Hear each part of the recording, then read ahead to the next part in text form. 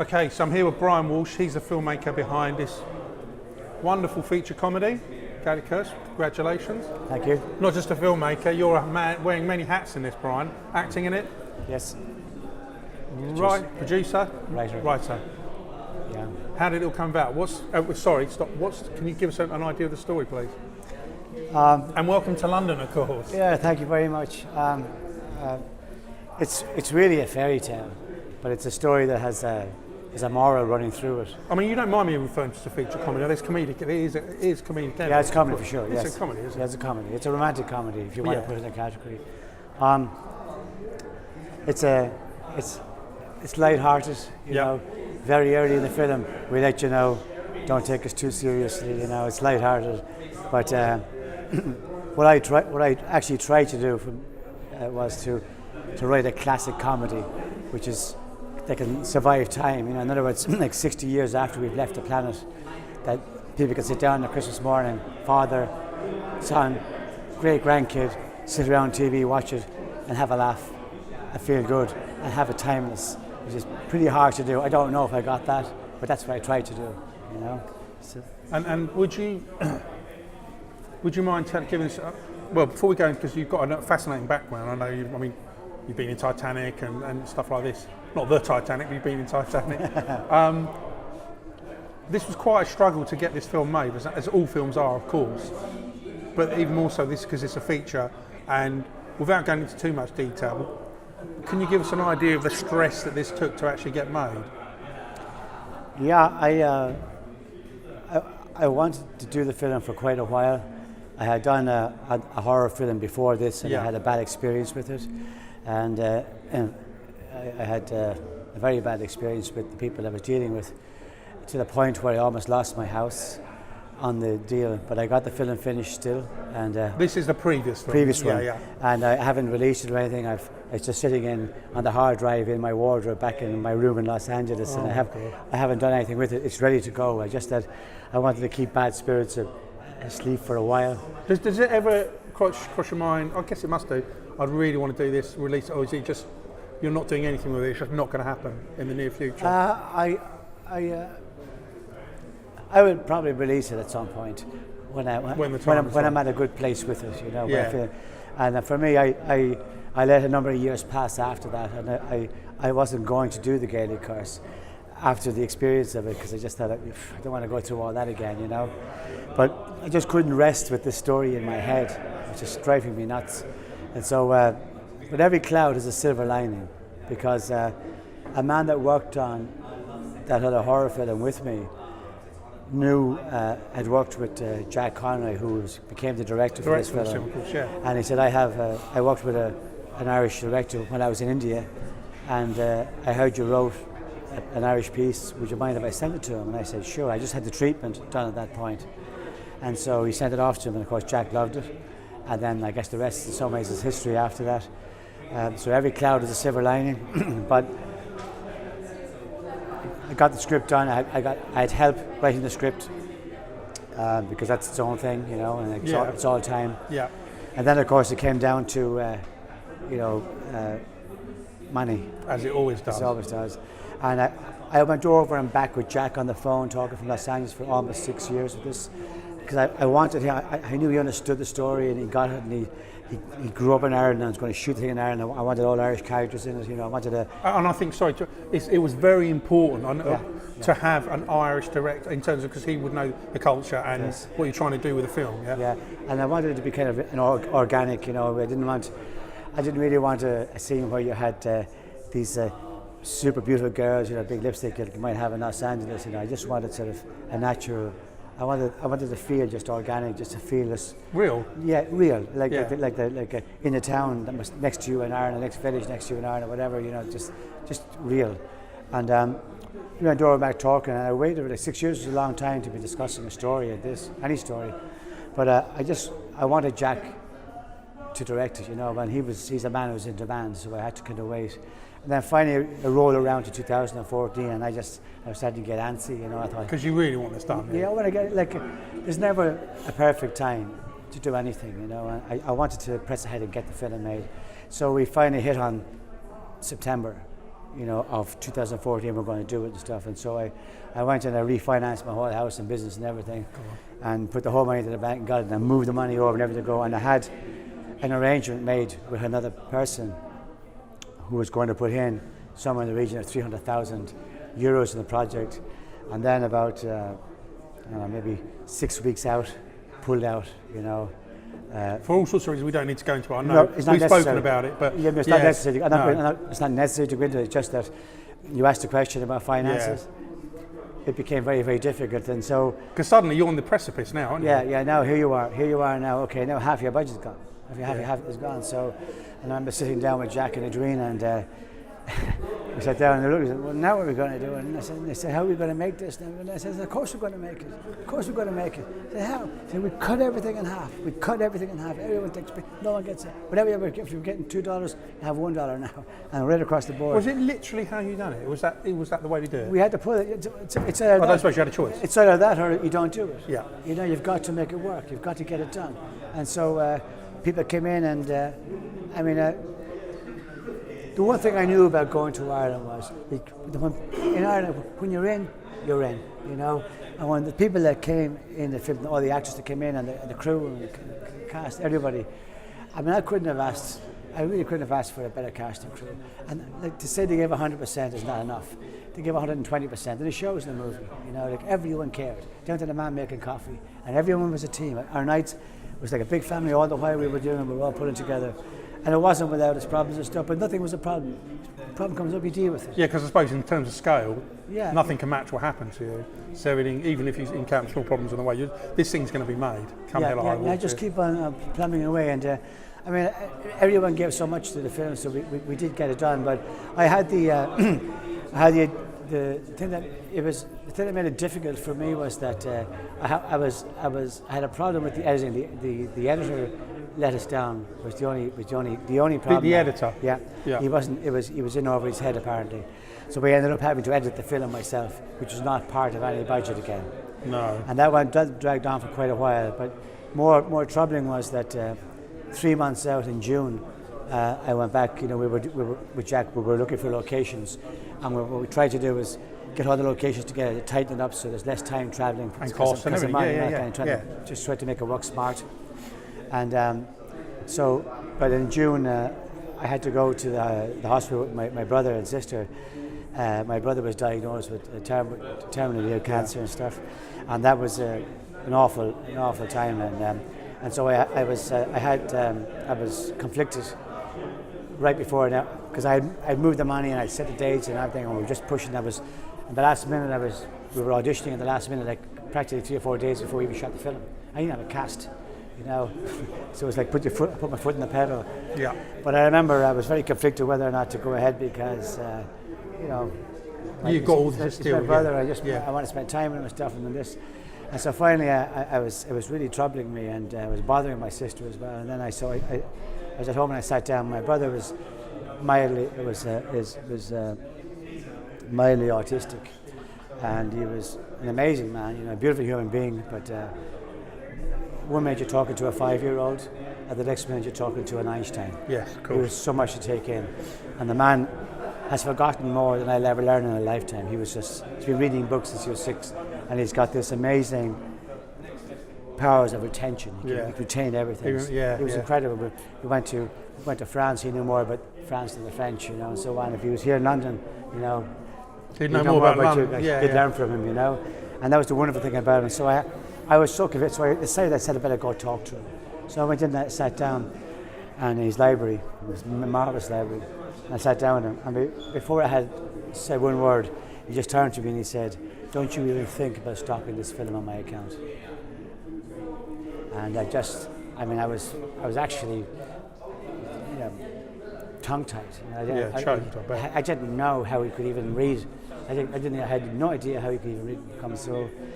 And I said, I wanted to say to the guy, "You sure?" And he just said, "Don't even think about it." He said, "All your life, I've known you would do something like this. I've always known that music can create a side of you. Something. It's you, it's your calling. It's going to be, this is you now. This is you. This is your time." And I said, "You can't stop now. you can't. And let's leave it at that. And I said, okay. And he said, get it done, Brian. Get it done. And the rest is history, but the year was very difficult going between the film, shooting the film, and all that's involved in making the film. And then I had my business over in the States, trying to run that from being in Ireland. And I stayed for a year and a half, and then unfortunately I got the film finished, finally got it edited. And then about 6 weeks later, after I finished the edit, he passed away, so we never actually got to see the film. But that's life, but I had his blessing, you know. I dedicate the film to him. That's lovely. Yeah. So this is of the benefit of people that are watching this, and you kind of touched upon this here. You spend most of your time in LA now, I believe, and come back to Ireland. I don't know how often, fairly often, but when you're making the film and you're spending that length of time back in your homeland, if you don't mind me calling it, is there still the calling to come back, Brian? I know you're living this, I'd imagine, wonderful lifestyle, perhaps, and I think we've talked about this before, but I guess your home is where the heart is, and how much of a pull was there when you're making this and actually, I'm really missing this when I come home, or are you able to forget about that and then just go back? I mean, how homesick, I guess, do you still get that? I think every immigrant, be the Irish, English, or Dutch, Norwegian, anyone. Of course. I think that you never lose sight of where you came from. Do I miss Ireland when I'm away? Yes, I do. But you make that decision to go somewhere else and try something different. Of course, yeah. I was almost 30 when I left Ireland, so I wasn't a kid. I'd had a full life, if you want to argue, in Ireland by that stage, and I just wanted to try something different. I always promised myself I'd just try something different. And you've had a great life. We won't go into this, but we've had lots of chat. Yeah. To me, it's like an incredible life that you've lived. Well, we talk about the highs, but there's a lot of lows. Of course, but some of the stories were for sure, amazing. Some of them are quite amazing. End up in Jim Cameron's Titanic. I know. You couldn't arguing with him, I believe, so having an altercation. We had a debate now and again, shall we say? Yeah. But it's just that I thought he was an absolutely wonderful man. I would add. And he's a brilliant filmmaker. Yeah, he's brilliant, and a wonderful man. Now I couldn't say he gave me an opportunity that it's been unequaled in my life, and I could never thank him enough for it. And let's be honest, you can dine out on that till you die, can't you? Oh, for sure. Yeah. Because it is hard to top that. Yeah, it hasn't been topped yet. No. It hasn't been topped yet. It's still 20 years going now, and it's still number one.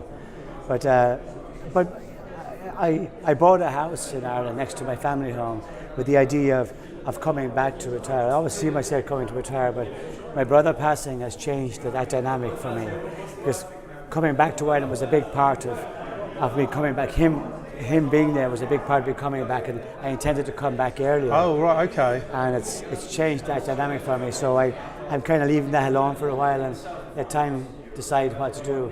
But yeah, I do miss it. But then again, I'm in America, and I have a small plumbing business over there, and it keeps me busy.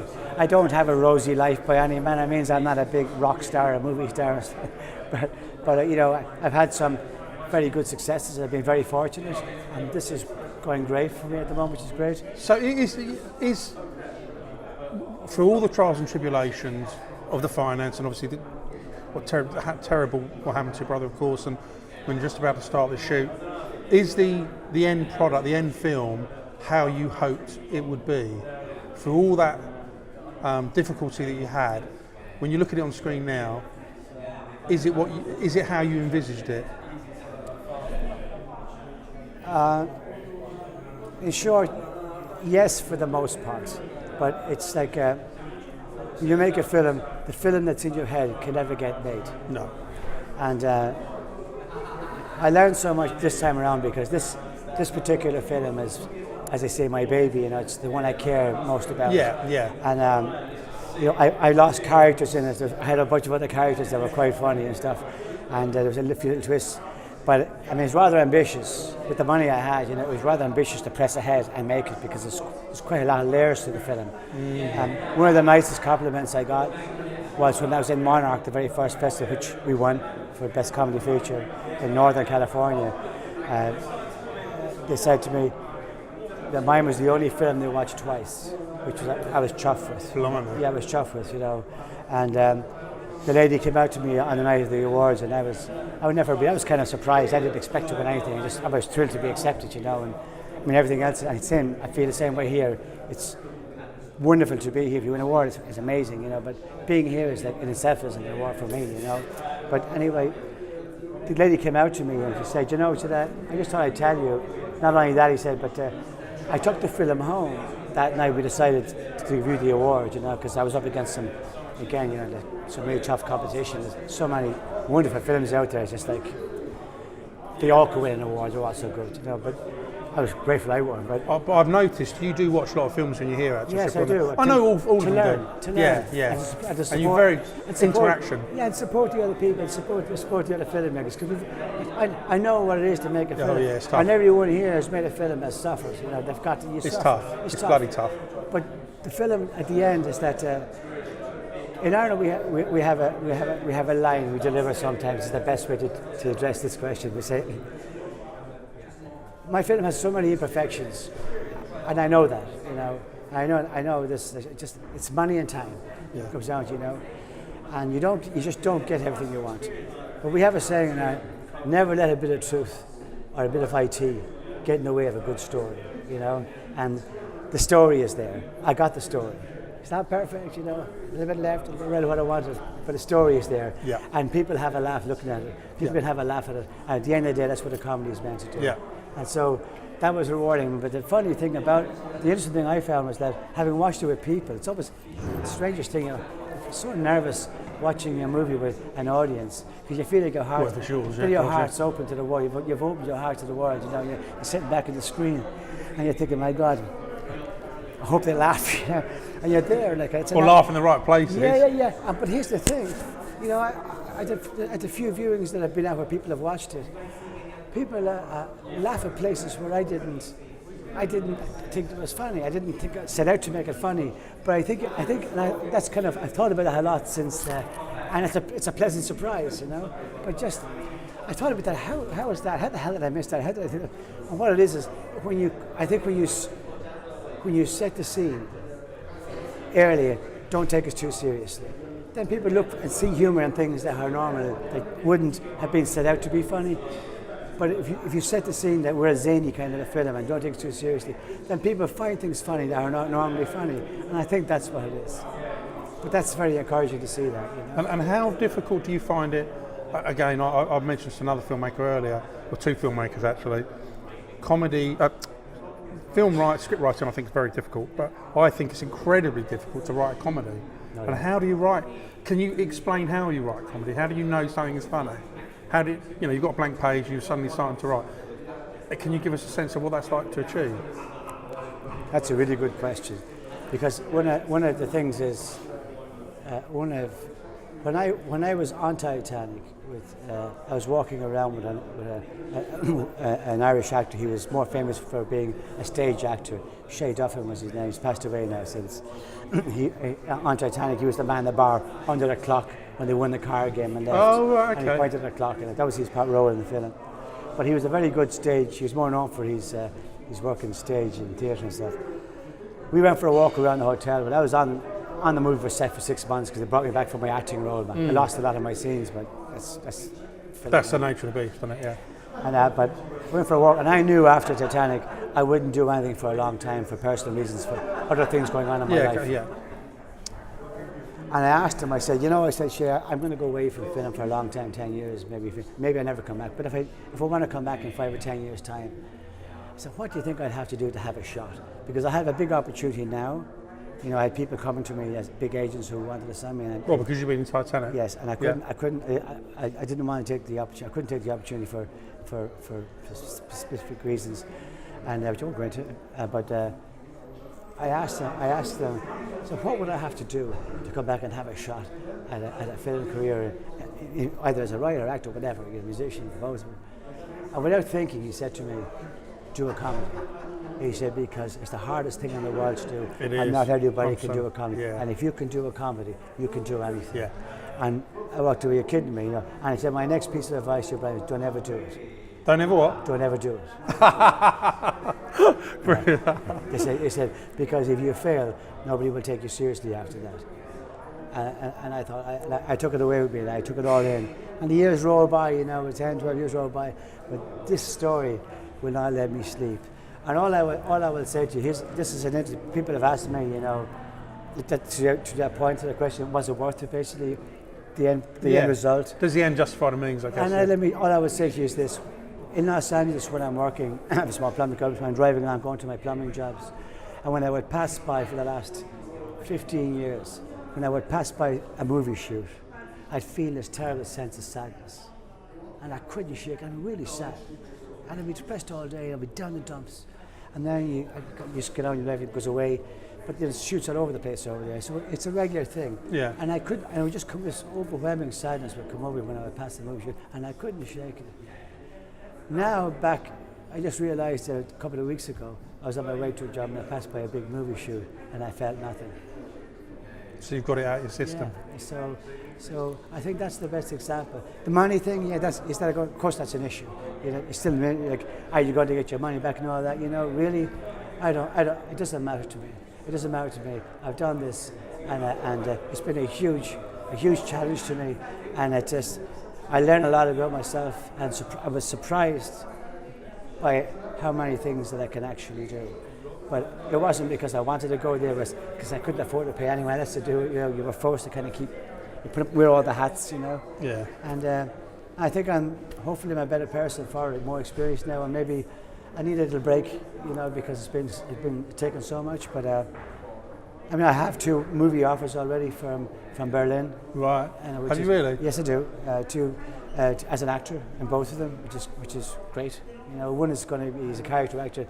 Are you taking them both up then? Yeah, I want to do both. Fantastic. Sure, of course I am. I didn't come this far to be quiet, you know. That's brilliant. So that's great, you know. And the thing is that I can bring a lot to the table. I'm an easy guy to work with. You know, when someone brings me into a project, to me I never take anything for granted. And when I was making this film, I realised how important everybody was in the shoot. That's one of the things I learned, you know, like everybody's important. Everybody brings something to the table. And one of the things I tried to do in our shoot was try to unify everybody. At night time, we worked all day. At night time, we all sat around one table. And there was no, like, the director was up here. No, you all just came together. All got together on the table. Tonight you're sitting with chat, making coffee. Next day you're over this side. And that was it. We had a big atmosphere. And that's really important. Really important. But I realised how important everybody is, and how much you have to count on everybody. Like everybody, not just the actors, not just the cameraman, not the crewman, everybody's important. And if someone is not there for you, it makes it so much more difficult. So I hope to take all those lessons with me from the Gaelic course, you know, the experience of the Gaelic course. And if someone hires me as an actor and stuff, and to get the whole package, because you bring so much to the table. You know, I mean, I can write music and all that stuff, and I wrote the themes for the thing, and I had to do that one night. I did it in 2 hours. I had to go home and record it fast. I came back, went over to my friend and said, how are you going to go to the recording studios? We have nothing. I said, I'll be back to you on Monday, we do. But it's Saturday night, Brian. So I just went home and I knocked it out in 2 hours, and we went straight over to his house, recorded it, and straight into the film. You know, I didn't have time. Everything was like on roller skates. You know, because when you put your foot on the pedal to go, you have to keep on going. That was it, you know. But the composer I didn't do all the music. I had a wonderful composer. He did all the lovely atmosphere music throughout the whole thing. He was very talented, and it was great. So, but it's nice to be able to. So, like, I would be if I get movie roles from here, whatever it is, I'll be even more committed to the project now, having had the experience of understanding, you know, how much people need you to count on you. You know, no football team. You know, no one man ever made a football team. You know, no one ever made a movie. You know, the people that stars the movie get, and the directors get a lot of the publicity and stuff afterwards, and the filmmaker and stuff. Really and truly, you know, it's a massive team. I wouldn't be sitting here having a conversation if I didn't have all those great people pulling with you. You know, and my hat off to all you guys around my movie. Congratulations, you guys did great. You know. Cheers, Brian. Thank you Fantastic. so much. Thank really you. Good interview.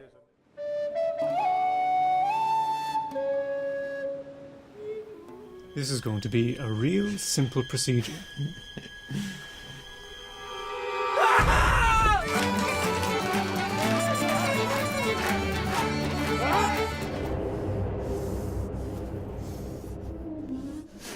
Sure, of course I can.